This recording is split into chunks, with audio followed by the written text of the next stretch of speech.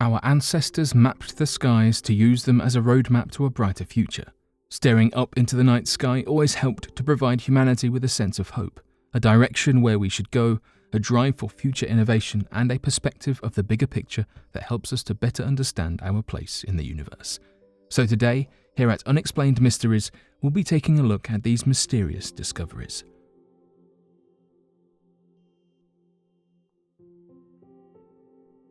The Treasure of Lima. Removed from Lima, a city in Peru, the Treasure of Lima is reported to have been a collection of treasures, artifacts, and riches worth roughly £160 million, or about $208 million in today's currency. The more interesting story behind the burial of the treasure and the creation of this hunt was built up over centuries of conflicts and tensions within South America. During the 16th century, Spain had control of Lima after defeating the native populations in this region, and over the next few centuries worked with the Catholic Church and had gathered a vast amount of resources and treasures within the city of Lima, Peru. It wasn't until the 19th century that this collection of vast wealth was threatened due to rising difficulties in colonies due to wars of independence all across South America. In 1820, as Lima was on the edge of revolt, the Mexican government quickly worked to preserve the established wealth and established a safety precaution for this conflict. The Viceroy of Lima quickly worked to transport the wealth to Mexico for safekeeping and took a detailed inventory of the goods retrieved that outlined jeweled stones, precious metal candlesticks, 2 life-sized solid gold statues, and an untold amount of money. This treasure would quickly be seized by a corrupted Newfoundlander captain by the name of William Thompson, who was put in charge of the riches and headed for the Cocos Islands located near present-day Costa Rica. Supposedly, the men buried the treasure there and were soon captured after this. The treasure is still yet to be uncovered, and many people scour the island in the hopes of locating where it could have been hidden. If you wish to join them, then you'll have to do this at your own risk, as treasure hunting has been deemed illegal and is banned by the Costa Rican government. Treasure Mountain, Colorado Monster. Located in the state of Colorado is a summit at 13.5 thousand feet that has earned the name Treasure Mountain.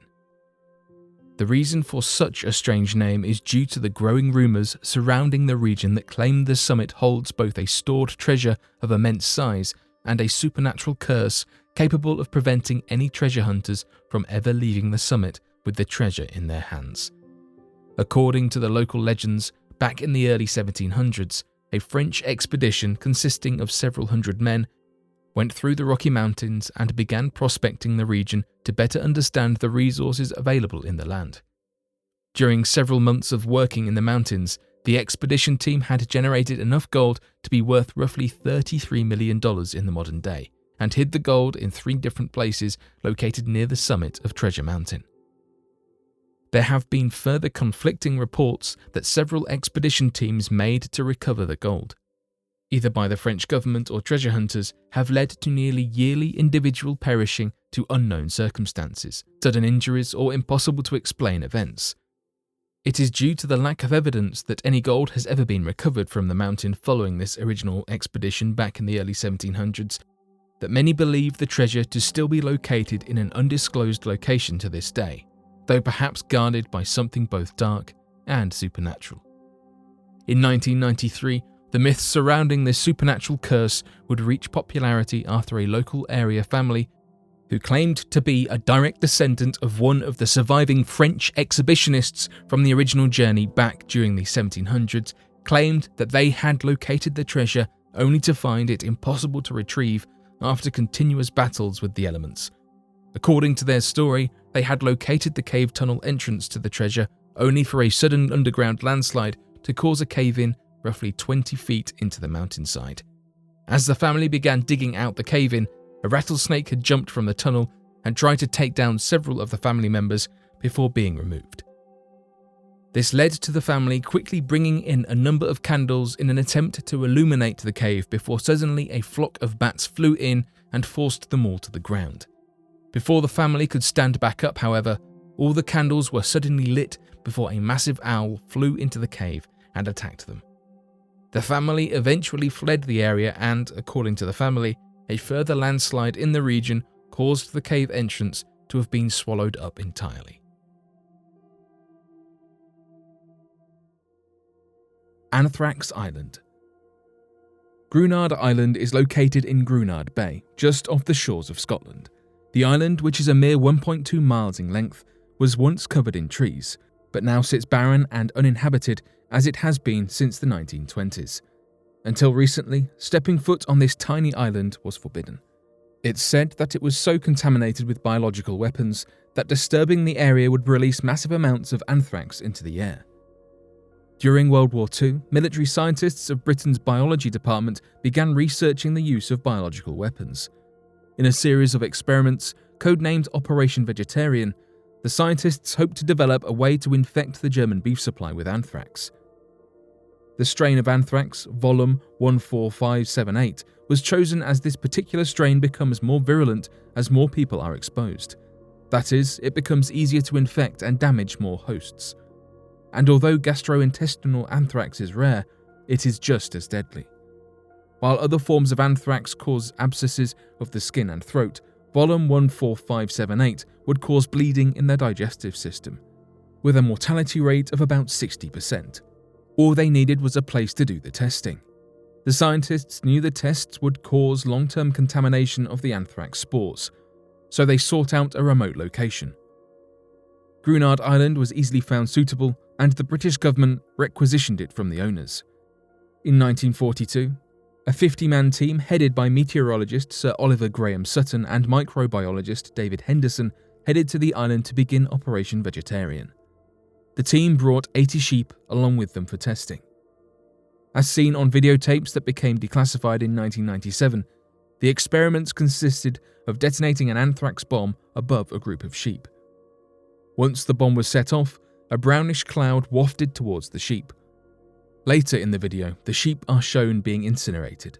The sheep all died within days of exposure to the anthrax spores. The scientists abandoned Operation Vegetarian when they discovered that releasing anthrax spores in the amounts they were testing would leave German cities uninhabitable for decades. Also, they were unable to decontaminate the island after the experiment had been carried out. In 1945, the original owner of the land requested the land to be returned to him. Due to the contamination still being present, this was not possible.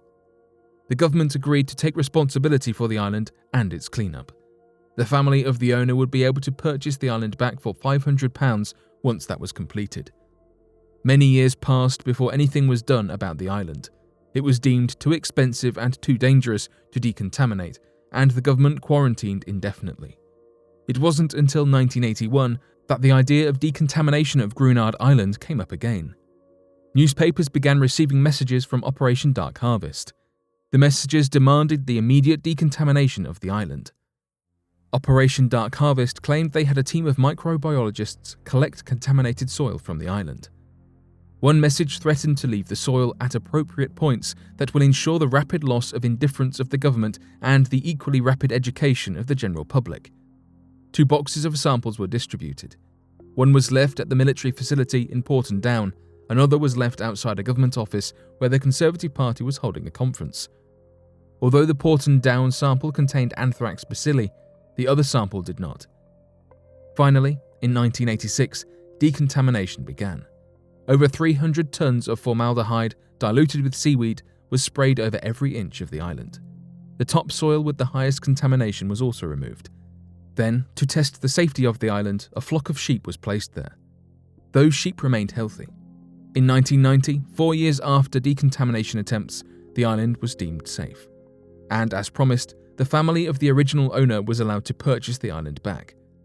For 48 years, the island sat in a state of ruin that could only be caused at the hands of humans.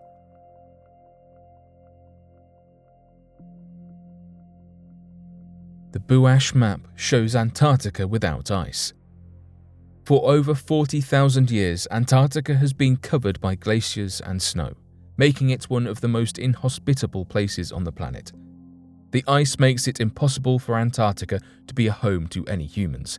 However, there are some thinkers who believe this wasn't always so. The Boucher Map was drawn by French geographer Philippe Boucher.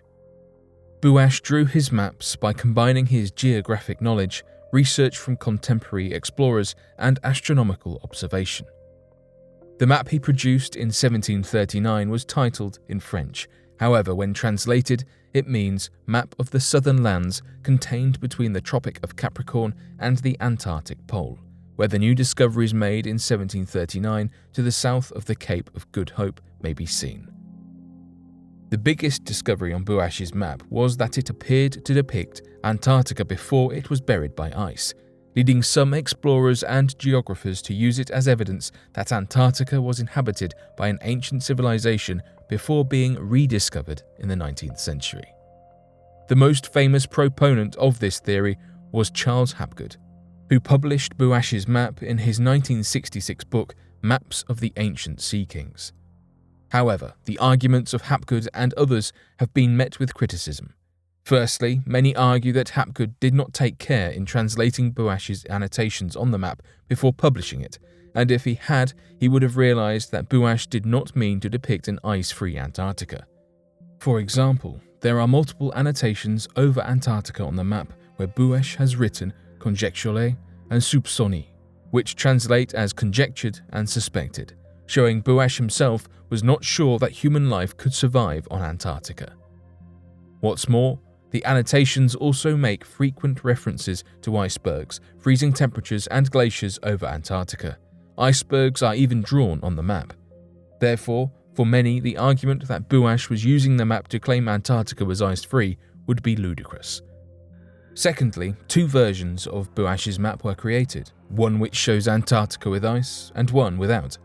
This has led some to suspect that the latter version of Boucher's map might have been drawn by another cartographer or even forged. Thirdly, there is every possibility that Boucher was mistaken. Boucher was a highly qualified man who was one of the foremost theoretical geographers, and a lot of deductions on his map have proved true. For example, the existence of Alaska and the Bering Strait. However, that is not to say his work was faultless. His map shows New Zealand as a peninsula of the Antarctic landmass and a central Antarctic Sea, both of which are incorrect. It's possible the map was drawn by Boucher, but showing an ice-free Antarctica that could have housed an ancient civilization was just another mistake he made. The truth of the matter is, we will never know if Antarctica was once home to an ancient civilization. In some areas of Antarctica, there are 30 tons of ice weighing down on the land's surface. If this ice were to be removed, the land would be so low that sea levels would immediately flood it. Frustratingly, this means there is no way to prove or disprove Boucher's map and the theories that have come from it.